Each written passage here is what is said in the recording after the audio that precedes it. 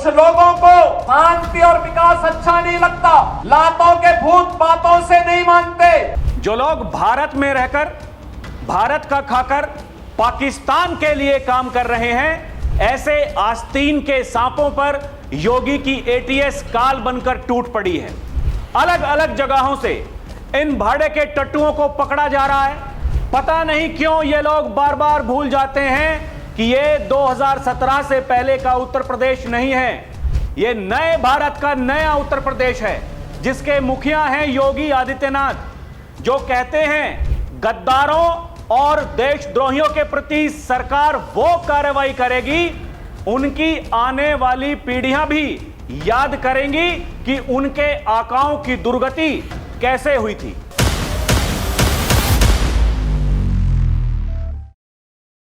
दर्शकों नमस्कार, मैं हूं राहुल चौधरी और डीएनपी इंडिया में आपका स्वागत है। यूपी एटीएस ने पाकिस्तानी गैंगस्टर और आईएसआई के लिए काम करने वाले 2 कथित आतंकियों को गिरफ्तार किया है। आरोपियों के पास से 32 बोर की एक पिस्टल, 5 जिंदा कारतूस, 1 चाकू और 2 मोबाइल बरामद हुए हैं। बताया जा रहा है ये भारत में बड़ी आतंकी गतिविधियों को अंजाम देने की तैयारी में थे। आरोपी आतंकी संगठनों, पाकिस्तानी गैंगस्टर के साथ मिलकर इंस्टाग्राम और कई सोशल मीडिया प्लेटफॉर्म पर जुड़े हुए थे। आईएसआई के इशारे पर पाकिस्तानी गैंगस्टर शहजाद भट्टी, आबिद जट और कट्टरपंथी पाकिस्तानी यूट्यूबर भारत के नौजवानों को निशाना बना रहे थे। एटीएस ने नोएडा से तुषार चौहान उर्फ हिजबुल्लाह अली खान और समीर खान को गिरफ्तार किया है। तुषार चौहान उर्फ हिजबुल्लाह अली खान मेरठ का रहने वाला है, जबकि समीर खान नई दिल्ली से है। सोशल मीडिया के जरिए शहजाद भट्टी से एन्क्रिप्टेड चैनल के जरिए दोनों आरोपी जुड़े थे। समीर को दीवारों पर तहरीके तालिबान हिंदुस्तान लिखने और अन्य लोगों को जोड़ने का टास्क दिया गया था। तुषार उर्फ हिजबुल्लाह अली खान इंस्टाग्राम के जरिए समीर से जुड़ा था। दोनों पाकिस्तानी गैंगस्टर के इशारे पर दिए गए टारगेट की रेकी करने, वारदात को अंजाम देने के लिए तैयार थे। दोनों कॉन्फ्रेंस कॉल पर पाकिस्तानी हैंडलर से भी जुड़े रहते थे।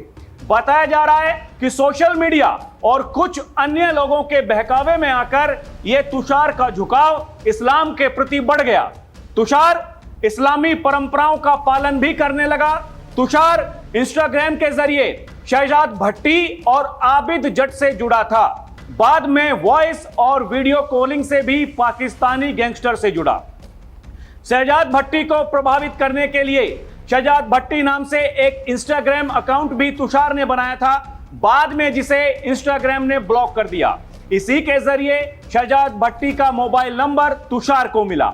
शहजाद भट्टी ने तुषार को कुछ टारगेटेड लोगों के घर पर ग्रेनेड फेंकने और जान से मारने को कहा था, जिसके लिए अत्याधुनिक हथियार शहजाद भट्टी ने उपलब्ध कराने की बात कही थी। शहजाद भट्टी ने इस काम को करने के लिए 50,000 रुपए नकद और काम होने के बाद 2.5 लाख रुपए देने का लालच दिया था। पासपोर्ट बनवाकर दुबई के रास्ते पाकिस्तान बुलाने का झांसा भी दिया गया। ISI agent major Hamid, major Iqbal, major Anwar भी टारगेट देने वाले थे। इन्हीं लोगों ने कुछ पैसे और पिस्टल भी तुषार के पास पहुंचाए थे। दर्शकों, हमारे देश के पहले सीडीएस जनरल विपिन रावत ने एक बात कही थी, हमें हमेशा 2 फ्रंट पर लड़ना होगा।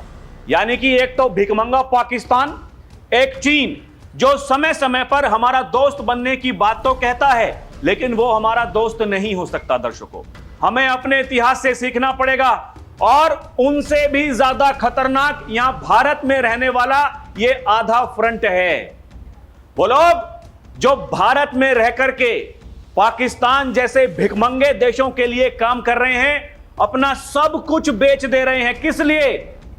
चंद पैसों के लिए। दर्शकों, इससे खतरनाक मानसिकता और कुछ हो नहीं सकती है। इनके बारे में उत्तर प्रदेश के मुख्यमंत्री योगी आदित्यनाथ दर्शकों ये कहते ही हैं, जिन लोगों के लिए देश से पहले अपना मजहब वो प्यारा हो जाता है, ऐसे लोग इस देश के लिए सबसे ज्यादा खतरनाक हैं। कुछ लोगों को तो मजहब प्यारा है दर्शकों, और कुछ लोगों को ब्रेन वॉश करके उनको इस तरफ धकेला जा रहा है। इस कहानी से क्या पता चलता दर्शकों? ये घटना, ये खबर, ये कहानी है। हर कहानी के पीछे एक पहलू है, उसको समझना पड़ेगा। ये कितना खतरनाक है। कभी लव जिहाद, अवैध धर्मांतरण, वहां लड़कियों का ब्रेन वॉश करके ये क्या करना चाहते हैं दर्शकों? और ये जो पैटर्न है, ये कोई खतरनाक, इससे बड़ा खतरनाक पैटर्न और क्या हो सकता है?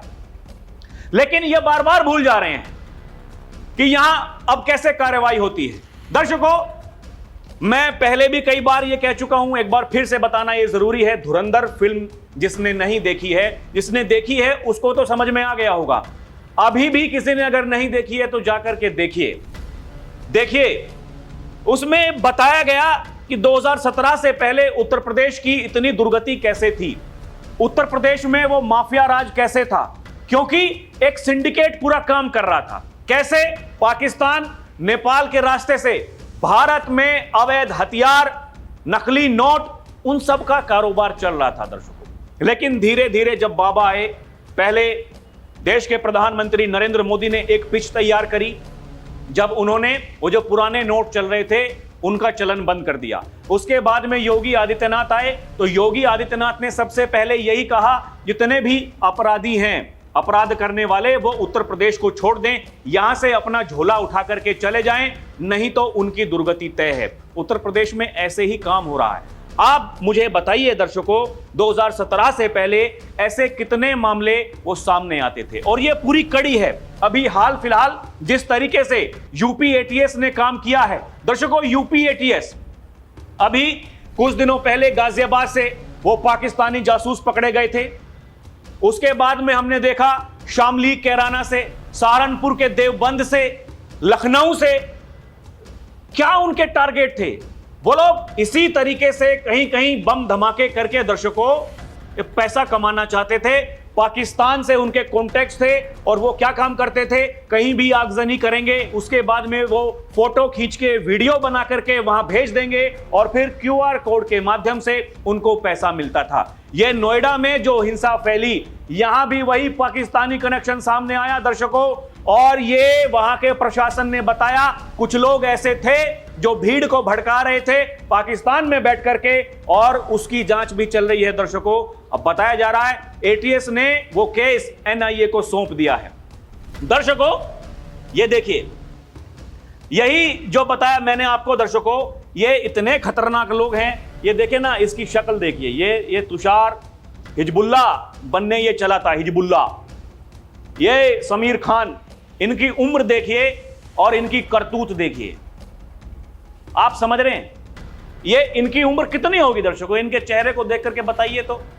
अभी शायद क्या पता रिपोर्ट में सामने आ जाए कि ये तो नाबालिग लिगड़े, ऐसा भी तो हो सकता है। हालांकि अभी तक उम्र के बारे में कुछ बताया नहीं दर्शकों, लेकिन हाँ ये देखिए, ये देखने से कितने मासूम नजर आते हैं। मतलब प्रथम दृष्टया अगर आप किसी को देख रहे हैं, सामने वाला, अरे ये तो बड़ा मासूम है, ये कैसे हो सकता है? वो मासूमियत के पीछे वो जो जल्लादपना छुपा हुआ है, आपको उसे पहचानना पड़ेगा, पहचानना ही पड़ेगा। यह मूर्ख बनने का समय नहीं है। इसलिए बार बार यह कहा जाता है, अपने आसपास में नजर रखिए, कौन लोग हैं जो आपके साथ में काम कर रहे हैं, आपके घरों के पास में कौन लोग रहते हैं, उनकी मंशाएं क्या हैं, उनकी मंशाओं को पहचानो, इन चेहरों को पहचानो जो शासकीय योजना में हड़पने की होड़ में पहली लाइन में जाकर के खड़े होते हैं, और जब वंदे मातरम, भारत माता की जय बोलने का समय आता है तो ये कहते हैं किसी के बाप में दम नहीं जो हमसे भारत माता की जय बुलवाए, वंदे मातरम बुलाए। दर्शकों ये मंशाएं हैं, ये सोच खतरनाक है। यही दर्शकों यूपी पुलिस ने ट्वीट करके जानकारी दी, अपराध के प्रति zero tolerance. Pakistani gangsters, ISI के लिए कार्य करने वाले 2 आतंकियों को यूपी एटीएस के द्वारा नोएडा से गिरफ्तार करते हुए उनके कब्जे से पिस्टल, मोबाइल फोन बरामद किए गए हैं। जांच जारी है, आगे की कार्रवाई ऐसे ही की जाएगी जैसे योगी आदित्यनाथ कहते हैं। दर्शकों कुछ दिनों पहले आपको याद होगा गाजियाबाद में जब वो पकड़े गए थे, जिनका मैंने अभी जिक्र किया, ये देखिए गाजियाबाद में पकड़े गए संदिग्धों का आतंकी कनेक्शन, अब एनआईए करेगी खुलासा, किसके इशारे पर हो रही थी जासूसी। गाजियाबाद में पिछले दिनों 6 संदिग्ध लोगों को गिरफ्तार किया गया था। जांच में पता चला कि इन्होंने दिल्ली कैंट सोनीपत रेलवे स्टेशन पर कैमरे लगाए थे। ये वही लोग हैं दर्शकों। ये देखिए, उधर कनावनी में लगी आग को भी संदिग्ध मानते हुए डीएम स्तर की बनाई गई कमेटी द्वारा जांच की जा रही है। पिछले दिनों एटीएस ने लखनऊ गौतम बुद्ध नगर में पाकिस्तानी परस्त संदिग्धों को गिरफ्तार किया था। उन्होंने पूछताछ में स्वीकार किया वो सार्वजनिक स्थानों पर आग लगाकर उसका वीडियो पाकिस्तान भेजते थे। कौशांबी पुलिस द्वारा पकड़े गए 21 जासूसों की जांच एनआईए को ट्रांसफर कर दी गई है। सभी दस्तावेज रिपोर्ट्स उन्हें सौंप दिए गए हैं। अब जो भी फोरेंसिक जांच रिपोर्ट आएगी वो भी सीधा एनआईए के पास ही जाएगी। दर्शकों, ऐसे कितने लोग हैं जो आज भी पकड़े नहीं गए हैं लेकिन काम तो कर रहे हैं, काम तो कर रहे हैं दर्शकों। ये देखिए ना, और ये पकड़े कहां से जा रहे हैं। आप ये पैटर्न समझिए, जहां जहां बीजेपी की सरकार है, जहां जहां एनडीए की सरकार है। एक और कलाकार को पकड़ा है देहरादून से। देहरादून में पकड़ा गया पाकिस्तानी जासूस विक्रांत कश्यप। 5 राज्यों में फैला था नेटवर्क। आप समझ रहे हैं। रिपोर्ट में आगे बताया गया है, यह देहरादून से गिरफ्तार तहरीके तालिबान हिंदुस्तान से जुड़े संदिग्ध पाकिस्तानी जासूस विक्रांत कश्यप का नेटवर्क कई राज्यों में फैला हुआ था। उत्तराखंड एसटीएफ ने आरोपित का मोबाइल रिकॉर्ड खंगाला तो उसमें 10 संदिग्ध मोबाइल नंबर मिले हैं। जांच में सामने आया है आरोपित का कनेक्शन महाराष्ट्र, राजस्थान, जम्मू एंड कश्मीर, पंजाब और उत्तर प्रदेश में था। वो इन राज्यों में बैठे संदिग्धों से बात करता था। दर्शकों, ये जो इस्लाम से प्रभावित होकर के जो उसका महिमा मंडन जो हो रहा है, ये समझिए ये कितना खतरनाक है। आप समझ रहे हैं, वो पहले वाले जो प्रभावित हुए उन्होंने क्या ऐसा कर लिया? क्या एक उदाहरण तो पेश करके कुछ बताया होगा। क्या हो रहा है, क्या चल रहा है? भाई साहब, इतनी महानता है, वह खाड़ी के देश आपस में एक दूसरे के दुश्मन क्यों बने हुए हैं? क्यों एक दूसरे को ठोक रहे हैं? वो किसी की बात सुनने को तैयार नहीं, वो किसी की बात मानने को तैयार नहीं। तो यहां यह बताया जा रहा है दर्शकों, मीडिया रिपोर्ट्स में छप रहा है, इस्लाम से प्रभावित होकर के। काहे का इस्लामीकरण? ये देखे ना, पाकिस्तान में बैठे शहजाद भट्टी ने दिए थे टास्क। ये वही है शहजाद भट्टी जो उत्तर प्रदेश में पकड़े गए हैं 2 कलाकार। कनेक्शन वहां भी है। ये देखिए ना, अब तक हुई जांच में सामने आया है कि पाकिस्तान में बैठे टीटीएच एजेंट शहजाद भट्टी ने विक्रांत कश्यप को पहले टास्क के रूप में देहरादून स्थित आईएसबीटी पुलिस मुख्यालय, अन्य महत्वपूर्ण सरकारी भवनों पर तहरीके तालिबान हिंदुस्तान लिखने को कहा गया ताकि टीटीएच नाम से दहशत फैला सकें। इनको दहशत फैलानी है, दहशत फैलानी है इस देश में। आगे बताया जा रहा है दर्शकों, आरोपित के मोबाइल की जांच देहरादून के फोरेंसिक लैब से करवाई जा रही है। जांच में कुछ और भी जानकारी हाथ लगने की संभावना है। एसटीएफ ने प्रधानमंत्री नरेंद्र मोदी के 14 अप्रैल को देहरादून दौरे से ठीक पहले राजधानी में टीटीएच के संदिग्ध जासूस विक्रांत कश्यप को गिरफ्तार कर उसके पास से 0.32 बोर की पिस्टल बरामद की थी। आरोपित से कुछ डिजिटल डिवाइस दस्तावेज बरामद हुए हैं जिनकी फोरेंसिक जांच कराई जा रही है। एजेंसियां ये जानने की कोशिश कर रही हैं कि आरोपित किसी बड़े मॉड्यूल का हिस्सा है या अकेले काम कर रहा था। अकेले तो काम नहीं कर रहा था, क्योंकि नाम वही है दर्शकों जो दूसरे वाले केस में है। अकेले काम नहीं होता है, एक व्यक्ति ऐसे काम नहीं कर सकता। आप समझिए, ये जितने भी जो लव जिहाद के केस सामने आ रहे हैं, अवैध धर्मांतरण के केस सामने आ रहे हैं, उसके बाद में जब जांच होती है तब पता चलता है कि ये एक आदमी का काम नहीं था, पूरा का पूरा गिरोह था। विदेशी कनेक्शन, फंडिंग, नेटवर्क, सबके खुलासे होते हैं, खुलासे पे खुलासे होते हैं, फिर खुलासे पे खुलासे। ये कोई छोटी बात नहीं है दर्शकों। आपको याद होगा जब वो ढोंगी पाखंडी छांगुर पकड़ा गया था, ऐसे ही खुलासे पे खुलासे हुए। आपको याद होगा जब वो पढ़े लिखे डॉक्टरों की फौज वहां दिल्ली में पकड़ी गई थी, खुलासे पे खुलासे हो रहे थे। आपको याद होगा जब वो केजीएमयू में डॉक्टर रमीज उसको पकड़ा गया था। खुलासे पे खुलासे हो रहे थे, कैसे पीएफआई कनेक्शन, कैसे उनके पिताजी को पीएफआई द्वारा सम्मानित किया जाता है, कैसे वो अग्रिम बेल के लिए, जेल जाने से बचने के लिए फंडिंग कहां से हो रही थी, कहां से पैसा आ रहा था। खुलासे पे खुलासे होते हैं दर्शकों। ये खुलासे पहले क्यों नहीं हो रहे थे, ये खुलासे अब क्यों हो रहे हैं? कुछ लोग कहते हैं जानबूझकर ऐसी खबरों को छापा जाता है, जानबूझकर ऐसी खबरों पर बहस करवाई जाती है, उन पर डिबेट कराई जाती है, हिंदू मुसलमान कर रही है सरकार। अरे इसमें हिंदू मुसलमान कहां का है भैया? कहां का हिंदू मुसलमान है?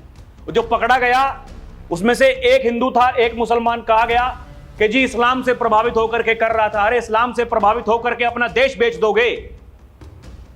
प्रभावित हो जाइए, जिसको जो करना है कर लीजिए, कोई बात नहीं। और पहले वालों ने भी तो किया है, वो कौन से सुख में है?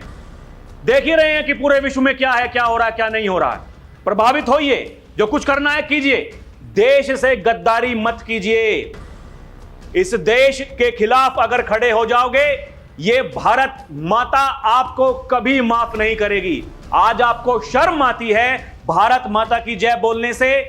उस भारत माता के बिना आपका वजूद नहीं है।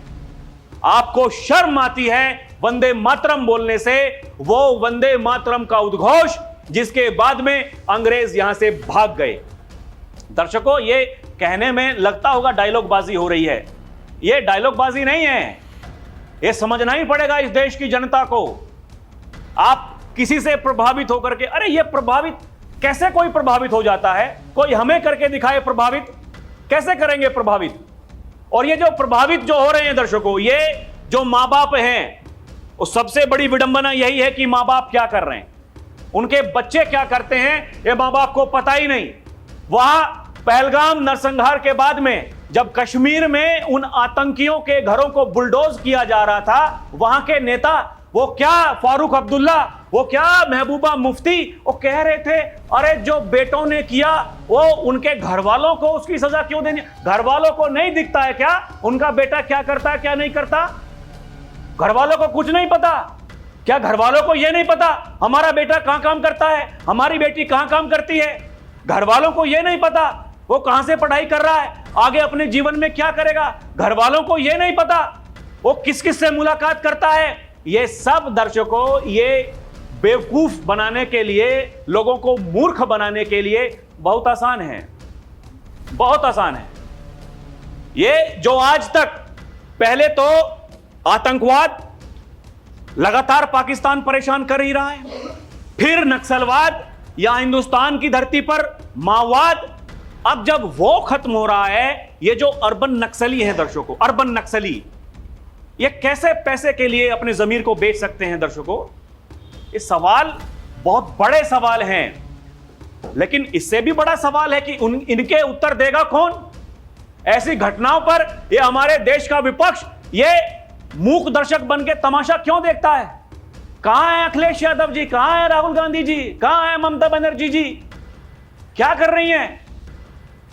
दर्शकों, अच्छे अगर कार्य करोगे, इस देश की जनता आपको अपने सर आंखों पर बिठा कर रखेगी दर्शकों, अपने कंधे पर बिठा करके आपको जहां ले जाना है वहां ले जाएगी।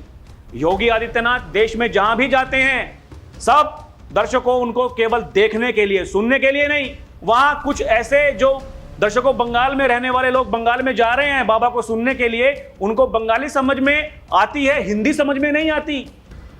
लेकिन जब योगी ये कहते हैं कि दोनों हाथ उठा करके ऐसे मैं जो कहूंगा मेरे पीछे बोलना है, वो जितनी भी भीड़ अगर वहां पंडाल में नहीं है, सड़कों पर खड़ी है, कहीं किसी के घरों की छतों पर खड़ी है, पेड़ पर है, वहां बैठे बैठे खड़े हुए भी लोग दोनों हाथ उठा करके जो योगी कहते हैं वो बोलने को तैयार हैं दर्शकों। ये एक इच्छा शक्ति है राष्ट्र के प्रति। लेकिन ये आप लोगों को देखें ना दर्शकों, कितने बयान ऐसी खबरों पर आते हैं, कितने आते हैं। अभी जब दंगाइयों को, उपद्रवियों को पीटा जाता है, उनको खदेड़ा जाता है, उनसे मिलने के लिए कैसे होड़ लगती है, होड़, जातियों में बांटने के लिए कैसे होड़ लगती है, होड़। आप समझ रहे हैं? अभी नोएडा में बवाल हुआ, वो क्या वामपंथी हो, वो क्या कांग्रेस पार्टी हो, वो क्या समाजवादी पार्टी हो, सब वहां जाने के लिए तैयार, वहां प्रशासन से भिड़ रहे हैं। किस बात के लिए?